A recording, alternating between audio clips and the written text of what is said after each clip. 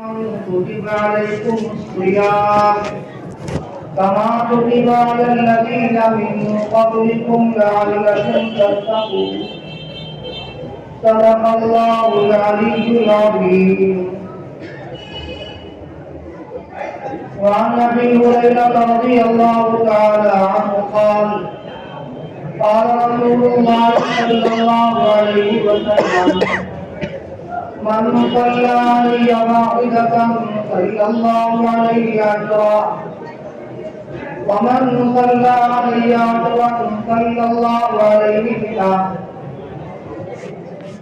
ومن صلى علي مئة كتب الله بين عينيه براءة من النفاق وبراءة من النار وأسكنه الله يوم القيامة مع الشهداء أو كما قال عليه الصلاة والسلام. محترم بزرگوں اور دینی بھائیوں،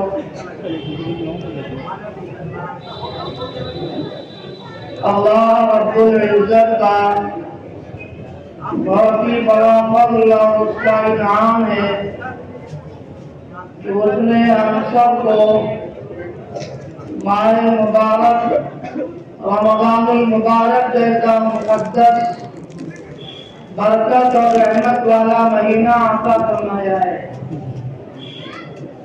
حدیث پاک میں ہے کہ جناب رسول اللہ صلی اللہ علیہ وسلم جب رجب کے مہینے کا چاند دیکھتے تھے تو آپ یوں دعا فرماتے تھے: اللہم بارک لنا فی رجب و شعبان، اے اللہ ماہ رجب اور ماہ شعبان میں برکت عطا فرما، وبلغنا فی رمضان، اور ہمیں رمضان تک پہنچا، یعنی عمر کو دراز فرما کہ رمضان کا برکت اور رحمت والا مقدس مہینہ ہمیں مل جائے. میرے بھائیوں، یہ مہینہ بہت ہی فضیلت والا مہینہ ہے اور نیکیوں کو، اجر و ثواب کو ذخیرہ اندوزی کرنے کا مہینہ ہے. اللہ رب العزت کو راضی اور خوش کرنے کا مہینہ ہے، جنت کو حاصل کرنے کا مہینہ ہے، جہنم اور دوزخ سے اپنے آپ کو بچانے کا، محفوظ رکھنے کا مہینہ ہے. حدیث پاک میں ہے، جناب رسول اللہ صلی اللہ علیہ وسلم کا فرمان ہے کہ جب رمضان کا مہینہ شروع ہوتا ہے تو اللہ تعالیٰ آسمانوں کے دروازوں کو کھول دیتا ہے، رحمت کے دروازوں کو کھول دیتا ہے. ایک روایت میں کہ جنت کے تمام دروازوں کو کھول دیتا ہے، کوئی دروازہ رمضان کے مہینے میں جنت کا بند نہیں رہتا ہے، اور جہنم اور دوزخ کے تمام دروازوں کو بند کر دیا جاتا ہے.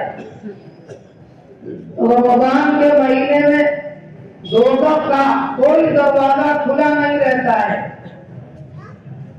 اگر کسی مسلمان کا اس مہینے میں انتقال ہو جائے تو اللہ کے فضل سے، اس کی مہربانی سے قیامت تک وہ قبر کے عذاب سے، قبر کے سوال و جواب سے محفوظ رہتا ہے.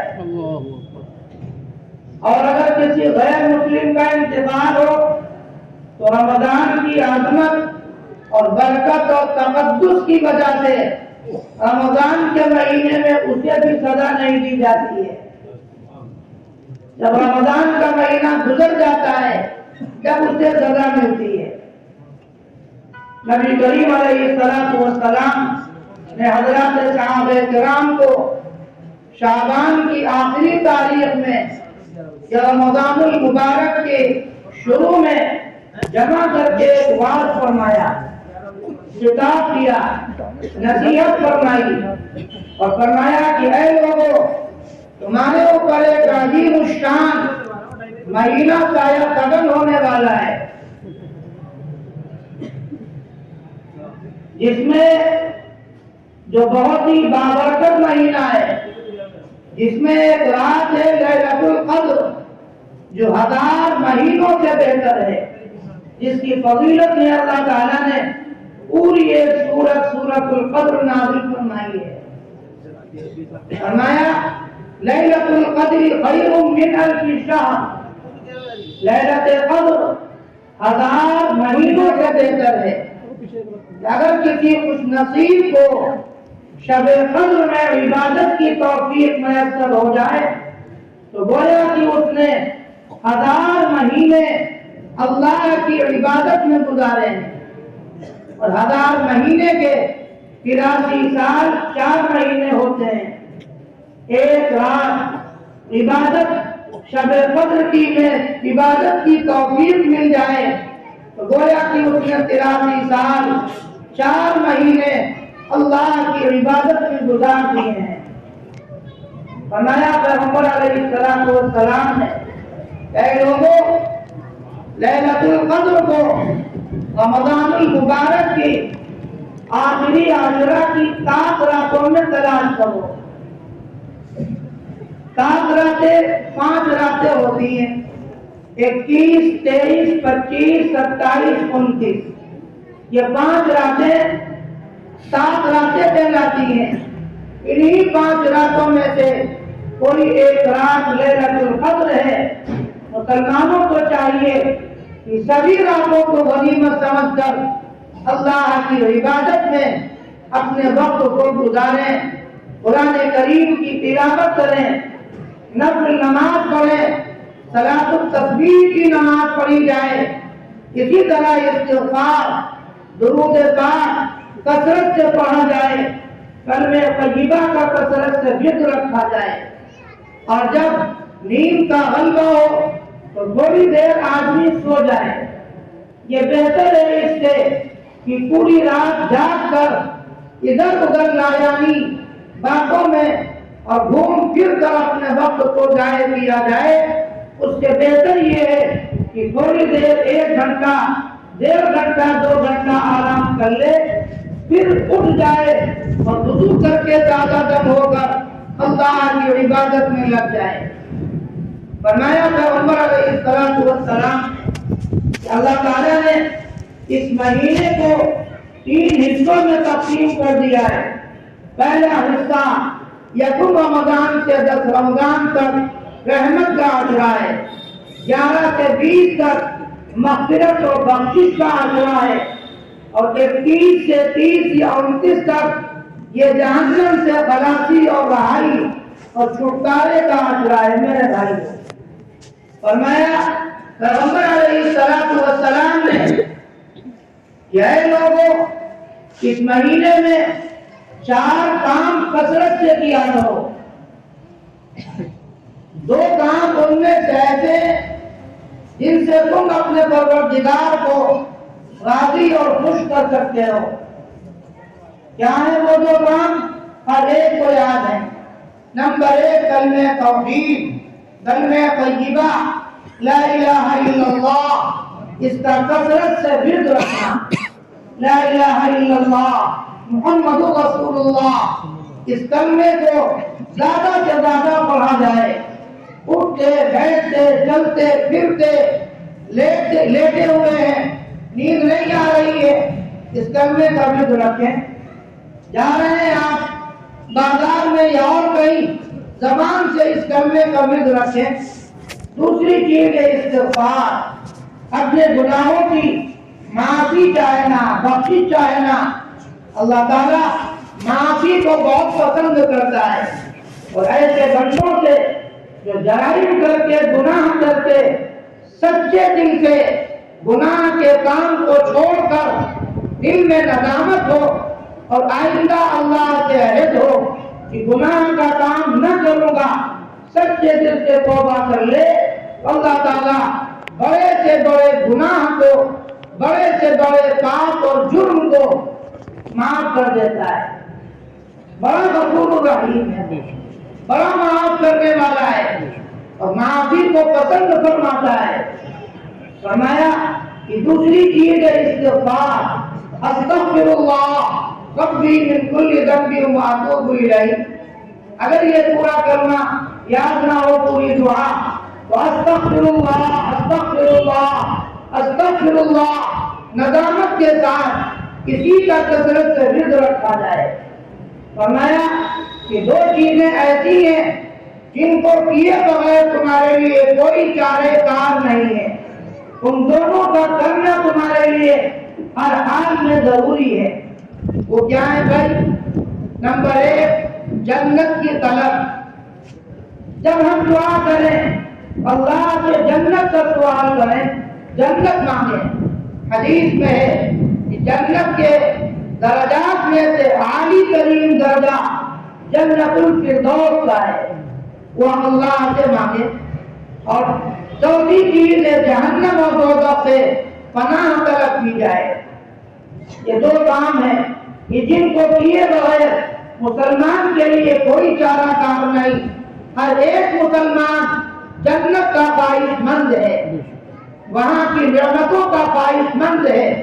ہر ایک مسلمان چاہتا ہے کہ آخرت میں دوزخ اور جہنم سے اور وہاں کے عذاب اور اس کی سزا سے اس کی حفاظت رہے۔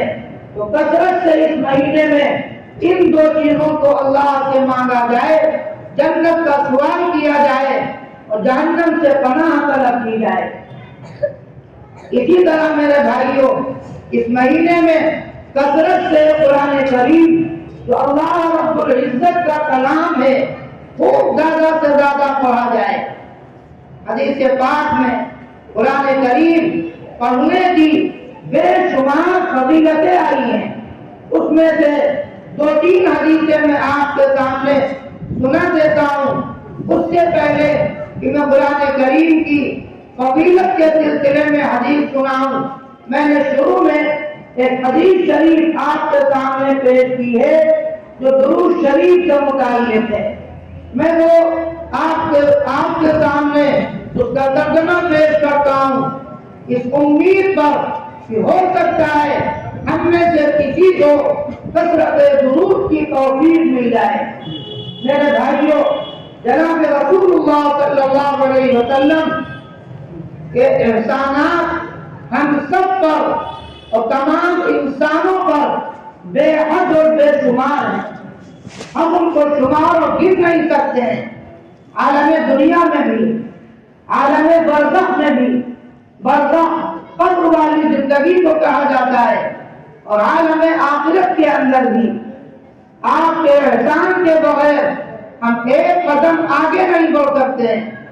دنیا میں اگر آپ تشریف نہ لائے ہوتے تو ہم کفر اور شرک کی ضلالت اور اس کی دلدل کے اندر پھنسے ہوئے ہوتے۔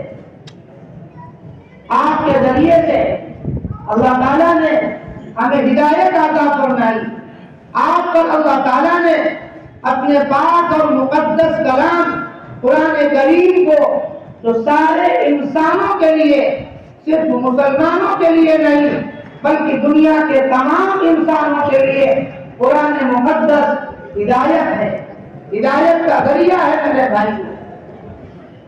اسی طرح عالم برزخ قبر میں جب ہم اپنے عزیز کو دفن کرتے ہیں تو جب دفن کر کے اعزاء اور اقرباء رخصت ہو جاتے ہیں تو 2 فرشتے آتے ہیں، 3 سوال ہوتے ہیں، تمہارا رب کون ہے، تمہارا دین کون ہے، اور جہاں مردہ دفن ہے وہاں سے لے کر کے پیغمبر علیہ السلام کی قبر اقام تک تمام حجابات پردے ہٹا دیے جاتے ہیں اور اس مردے سے پوچھا جاتا ہے من ھذا الرجل، یہ شخص کون ہے، تمہارا رب کون ہے، تمہارا دین کیا ہے۔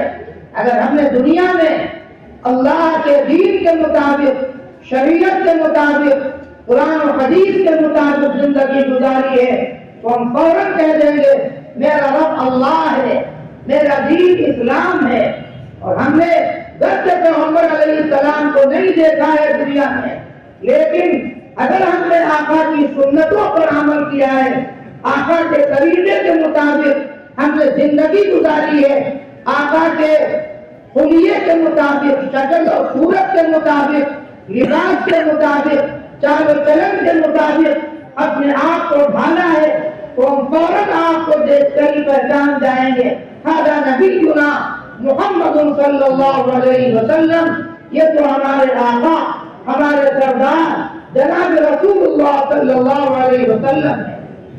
میرے بھائیوں، مغفرت اتباع سنت کے اندر ہے۔ کس کی اتباع کی جائے؟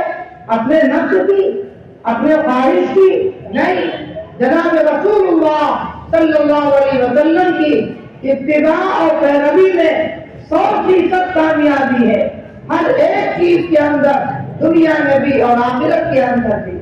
فرمایا پیغمبر علیہ السلام نے کہ جو شخص ایک مرتبہ مجھ پر درود پاک کا تحفہ اور نذرانہ پیش کرتا ہے، اللہ تعالیٰ اس پر 10 رحمتیں نازل فرماتا ہے، اس کے 10 گناہ معاف ہو جاتے ہیں، اس کے 10 درجات بلند ہوتے ہیں۔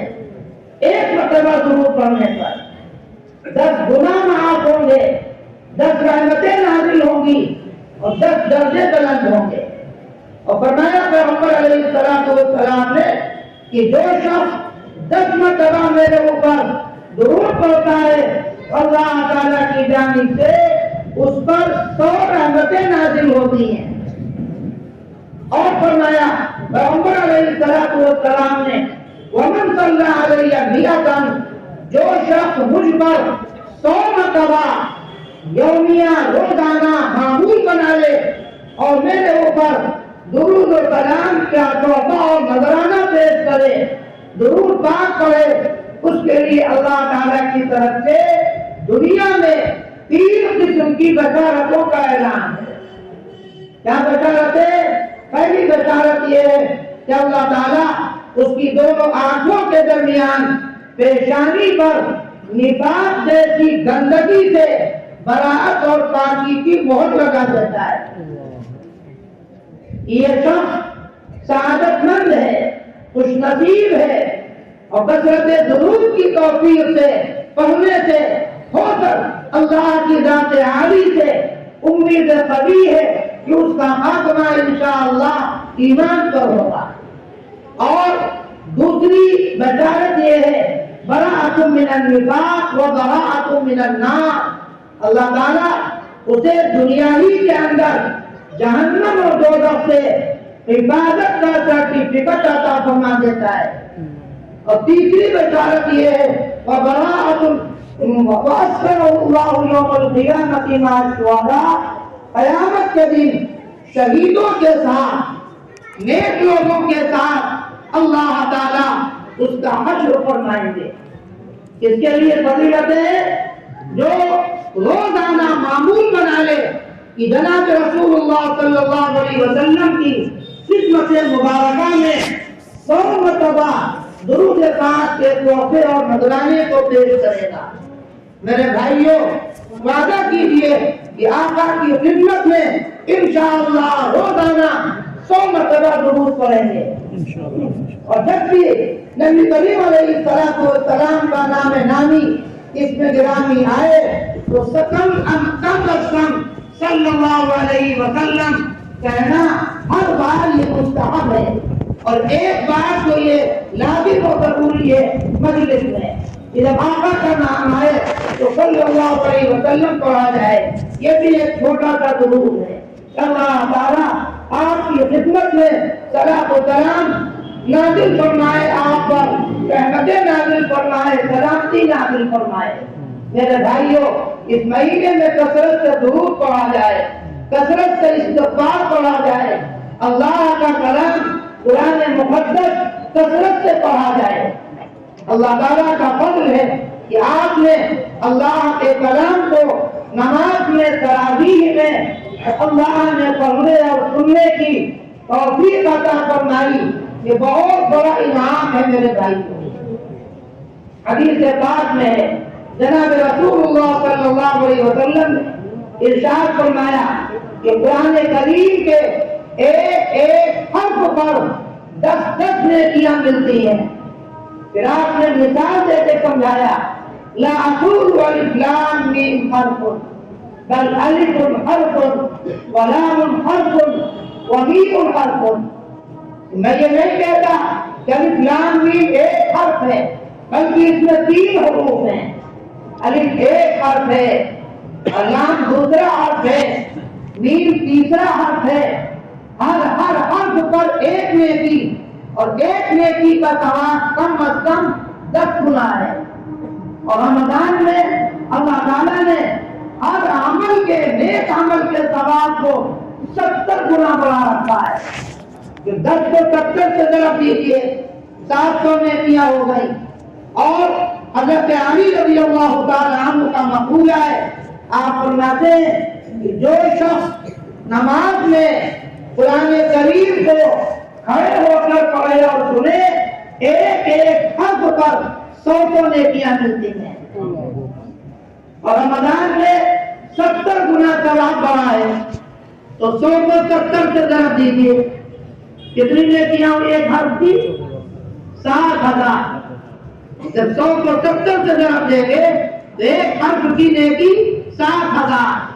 الف لام میم حافظ صاحب سے پڑھا اور آپ نے سنا، 21,000 نیکیاں ہو گئی. اور پورا قرآن کریم جو پڑھا گیا ہے، سنا گیا ہے، ہم کیلکولیٹر کے ذریعے سے اس کا حساب نہیں لگا سکتے ہیں، فیل ہو جائے گا. اور اللہ تعالیٰ اپنے فضل سے جتنا چاہے اس سے زیادہ بھی اخلاص کے ساتھ، محبت کے ساتھ، عقیدت کے ساتھ، عظمت کے ساتھ کہ ہمارے پروردگار کا کلام ہے سنا جائے، تو میرے بھائیوں اللہ تعالیٰ اس سے زیادہ کہیں اور زیادہ نیکیاں عطا فرماتا ہے. جب ایک سجود صدقہ کرنے کے ثواب کو 700 گنا اللہ تعالیٰ اخلاص کی بنا پر بڑھا دیتا ہے، تو اخلاص کے ساتھ، نیک نیت کے ساتھ پڑھا جائے گا، سنا جائے گا، تو ہم اس کے ثواب کا اندازہ نہیں لگا سکتے ہیں. لیکن یاد رکھنے کی چیز ہے کہ رمضان المبارک میں پورے قرآن کریم کو تراویح میں پڑھنا اور سننا ایک مستقل سنت ہے، جو الحمدللہ آج حضرات سے ادا ہو گئی. لیکن پورے رمضان المبارک تراویح کی نماز پڑھنا یہ ایک علیحدہ مستقل سنت ہے. یہ مطلب نہیں کہ ہم نے پورا قرآن پڑھ لیا تراویح میں، بعد سے تراویح کی چھٹی. تراویح کی چھٹی نہیں ہے. جب تک علم کا چاند نظر نہ آئے، روزانہ پابندی سے میرے بھائیوں وعدہ کرے کہ تراویح کی نماز پڑھیں گے. اور جہاں قرآن کریم ہو رہا ہو، آدھا پارہ، ایک پارہ پہنچ کر کے وہاں پڑھنے کی کوشش کریں. جہاں اللہ کی طرف سے ایک ایک حرف پر 7,000 نیکیاں مل رہی ہو، اگر 15 منٹ 20 منٹ وقت زیادہ لگ جائے قرآن کریم سننے کے اندر، تو کروڑوں نیکیاں ہم ضائع کر دیں. اور سورہ تراویح صرف اس ارادے سے کہ آدھے گھنٹے میں فارغ ہو جائیں گے، یہ عقل مندی کی چیز نہیں ہے. ہاں کوئی عذر ہے، بیمار ہے، کہیں جانا ہے، کوئی حرج نہیں، لیکن کسی طرح کا کوئی عذر نہیں، تو کوشش اس بات کی ہونی چاہیے کہ جہاں قرآن کریم ہو رہا ہو پہنچ کر کے وہاں تراویح کی نماز پڑھی جائے. میرے بھائیوں، فرمایا پیغمبر علیہ السلام نے اللہ تعالیٰ یہ قیامت کے دن قرآن جس نے اپنے سینے کے اندر محفوظ کیا ہے، یہ قرآن حافظ قرآن کے بارے میں قیامت میں کہے گا کہ اے اللہ اس کو جوڑا عطا فرمائیے. اللہ تعالیٰ حافظ قرآن کو عزت کا جوڑا عطا فرمائے گا، اور پھر یہ قرآن کی تعریف کرے گا حافظ قرآن کے بارے میں کہ اے اللہ اس سے راضی اور خوش ہو جائیے.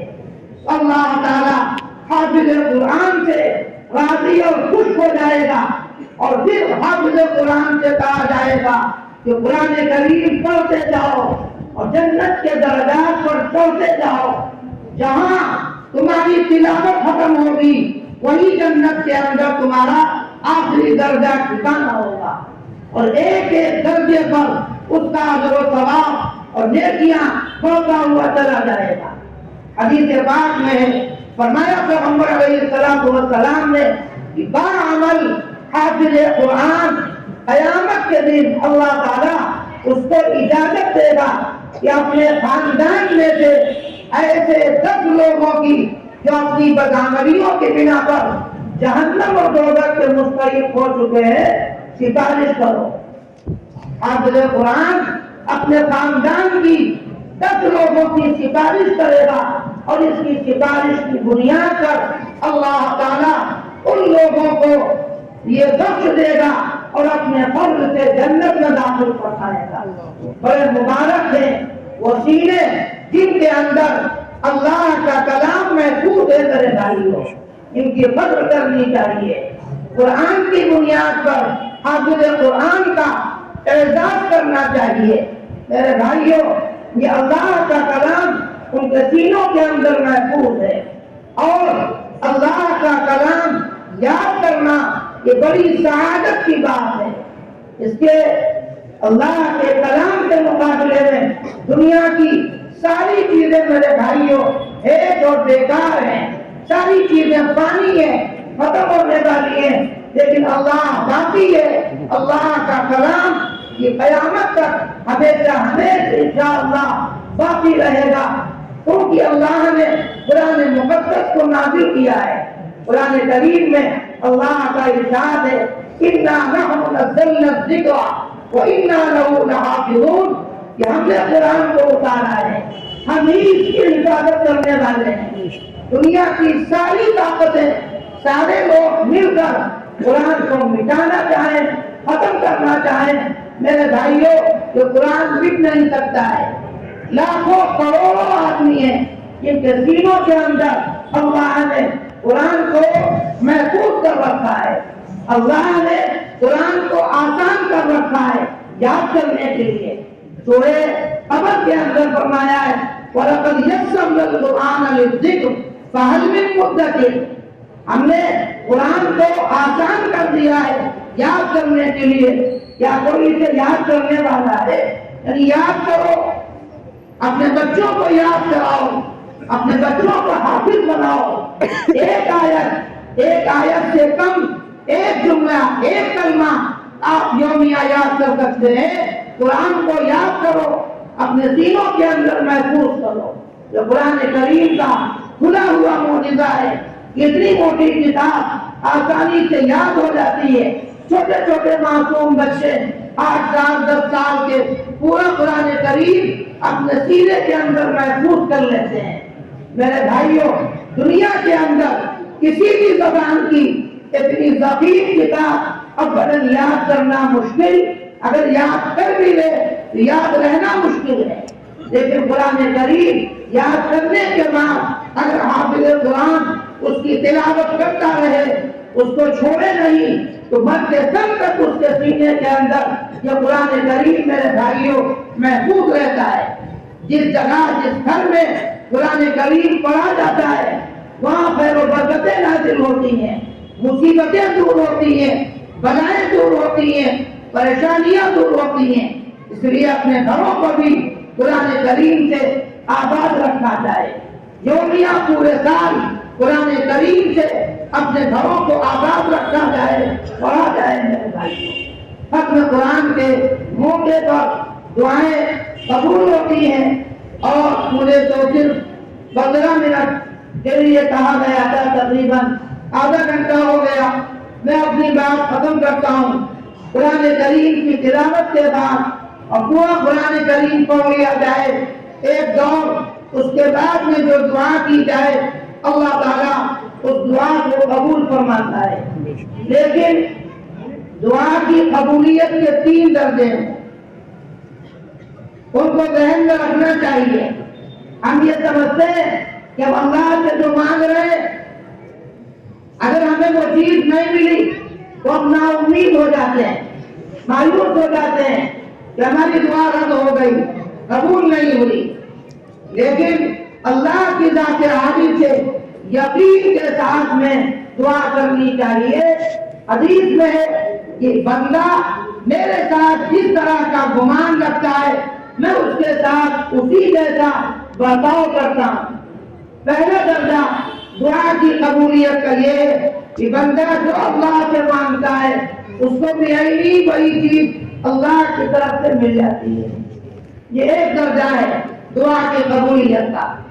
دوسرا درجہ یہ ہے کہ آئندہ کیا ہونے والا ہے ہمیں آپ کو کسی کو معلوم نہیں، اللہ کو معلوم ہے. جو چیز ہم مانگ رہے ہیں اللہ سے، اللہ حکیم ہے، علیم ہے، جانتا ہے کہ اس بندے کے لیے یہ چیز بہتر نہیں ہے، لہذا وہ چیز نہیں دیتا ہے. لیکن آئندہ زمانے میں جو مصیبتیں، پریشانیاں، تکلیفیں، حوادثات ہمارے اوپر آنے والے ہوتے ہیں جس کا علم اللہ کو ہے، ہمیں آپ کو نہیں ہے، اس دعا کی برکت سے آئندہ زمانے کی مصیبتوں کو، پریشانیوں کو اللہ تعالیٰ دور کر دیتا ہے. یہ دوسرا درجہ ہے دعا کی قبولیت کا.